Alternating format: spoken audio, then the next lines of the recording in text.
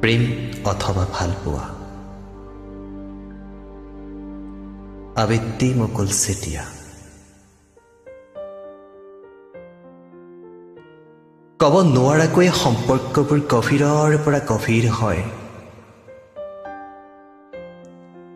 ৰাতিৰ এন্ধাৰৰ দৰে সম্বোধনবোৰ সলনি হয় দিনক দিনে। আপুনিৰ পৰা তুমি আৰু তুমিৰ পৰা তই।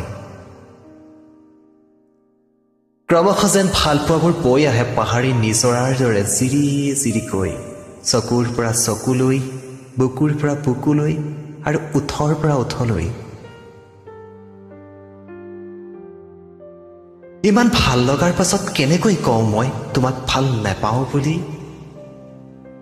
ইমান ভাল পোৱাৰ পাছত কেনেকৈ পাহৰি যাওঁ মই তোমাক? কেনেকৈ পাহৰি যাওঁ তোমাৰ বগা শুৱনি মুখখনি, ওখকৈ বুকুখনি, তোমাৰ নীলা চকুজুৰি কিম্বা পলাখী উঠজুৰিৰ মিঠা সেই হাঁহিটি।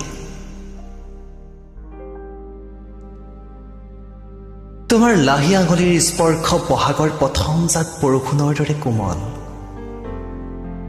কোমল তোমাৰ উশাহ নিশাহবোৰ, মোৰ বাবে যেন মৃদু শীতল মলয়া। তুমি কাষত থাকিলে মোৰ এনে লাগে যেন জেঠৰ পখৰ ৰ'দত এজুপি সেউজীয়া গছৰ ছাঁত জিৰণি লৈ আছো।